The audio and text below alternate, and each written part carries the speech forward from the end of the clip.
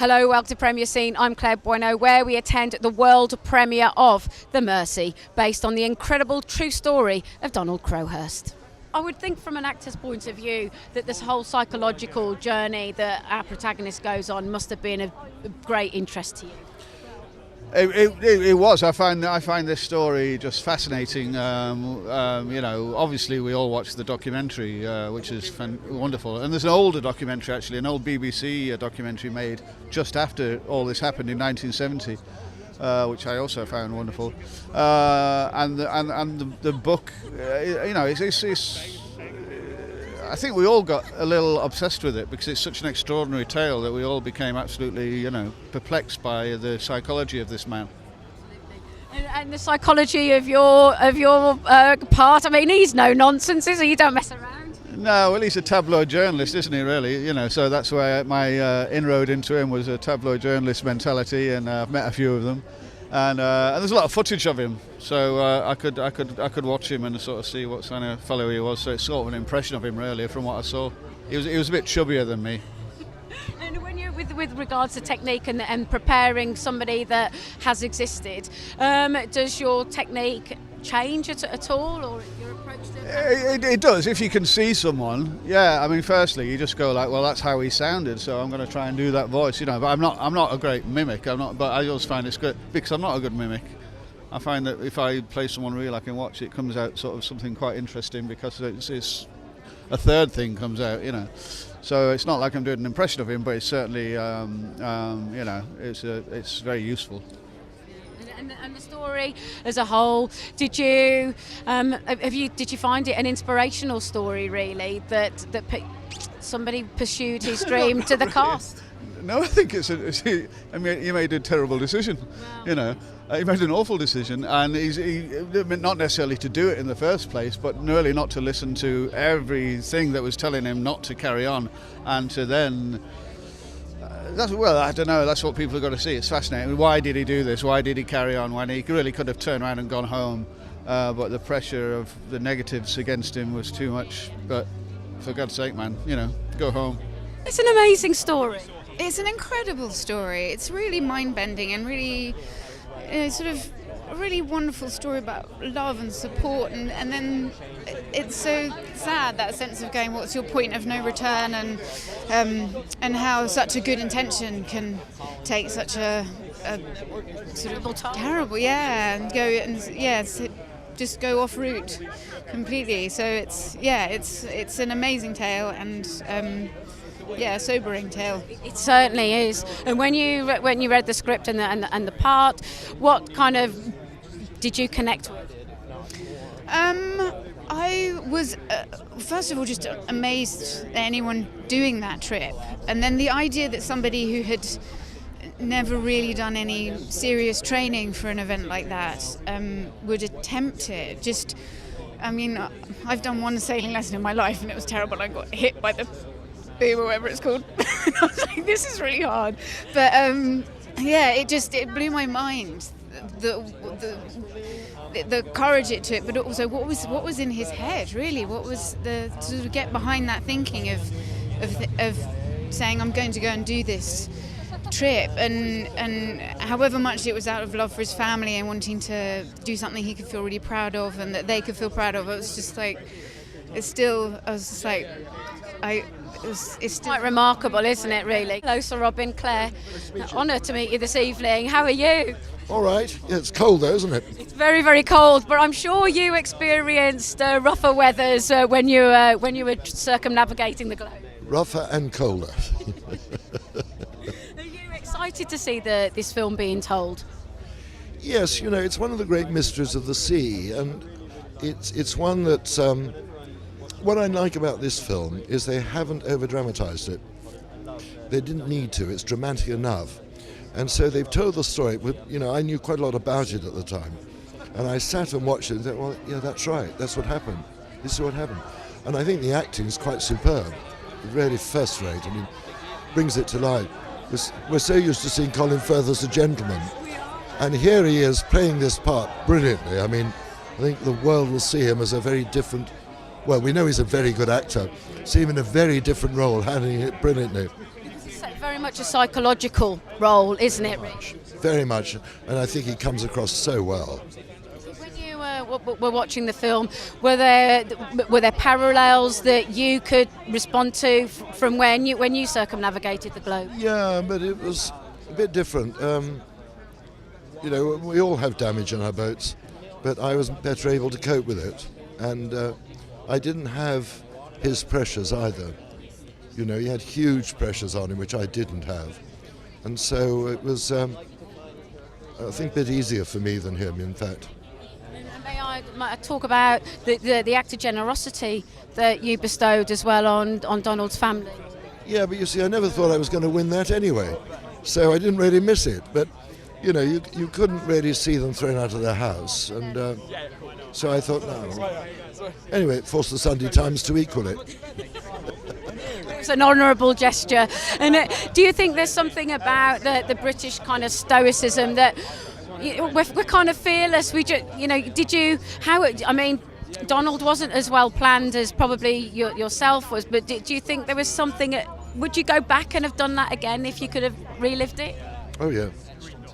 No, I was determined to go. But do bear in mind, I had an advantage. I was a professional seaman, so I had advantages over Donald Crowhurst. Congratulations on writing an incredibly moving story. Thank you very much. Where on earth did you know and find out about this story? The first time I ever encountered this story, because people in the States don't know it as well as people here, I saw it at a little movie. I saw a documentary called Deep Water at a little movie theater in Santa Monica, California. And I walked out of the movie just stunned and moved.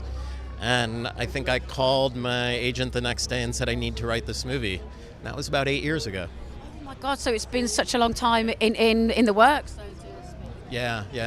And I mean, one of the strong themes for me running through this isn't just Donald circumnavigating the globe, but it's very much a psychological journey. What kind of preparation and work did you go into researching that? Fortunately, I was raised by 2 psychologists, but that helps. That helped.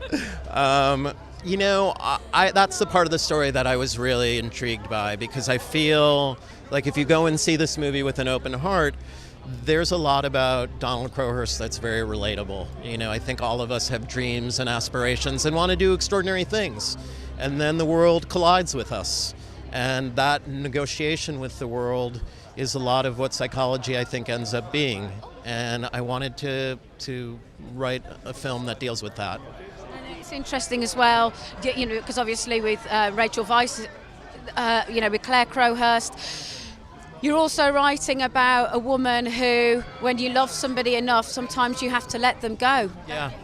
Yeah, that makes me so happy to hear you say that. That part of the script was really important to me. And in the documentary, you begin to get a sense of Claire as being that person. And it was also a moment in time in the late 60s where people began talking about love that way, and that you have to accept the parts of a person that you don't understand.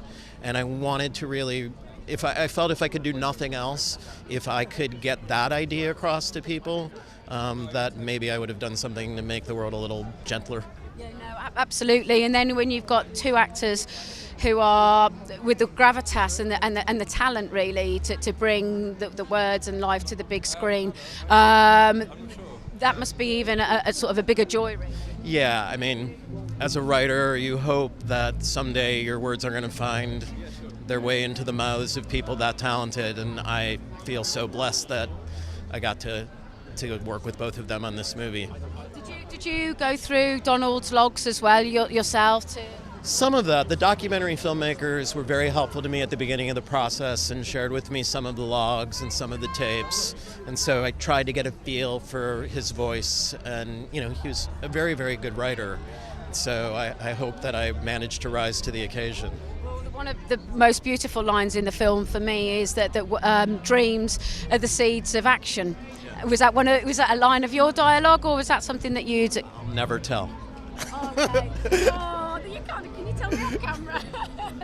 You can tell me off. I think I may have written that. Okay, fantastic. But it's a beautiful line that actually sums up not to give up on your dreams and to pursue them. Yeah, no, and that to me is part of the lesson of Donald Crowhurst, and it's also part of the trap. You know, we all want to do extraordinary things, and I think we should be encouraged and allowed to pursue our dreams.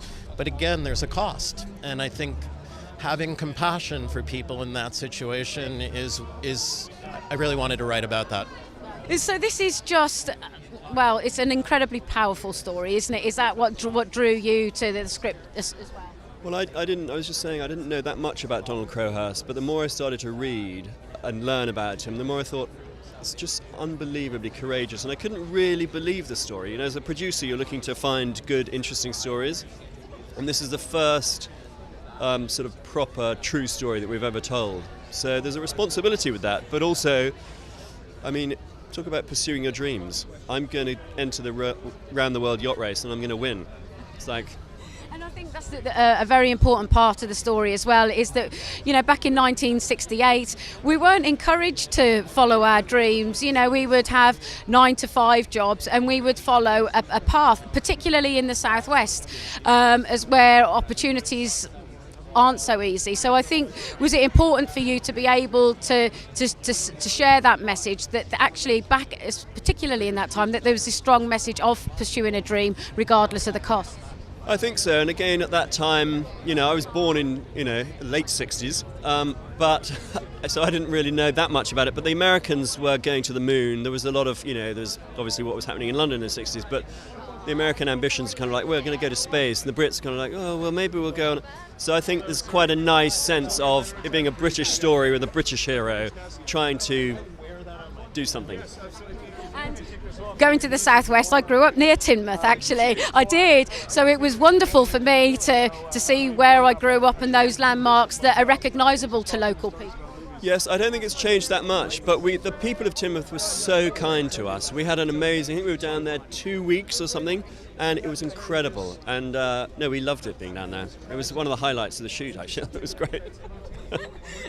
And obviously this is a journey of Donald Crowhurst to circumnavigate the globe, but there's really another journey that we go on here, and that's the mental journey of Donald, and how difficult was that to tap into to bring the truth?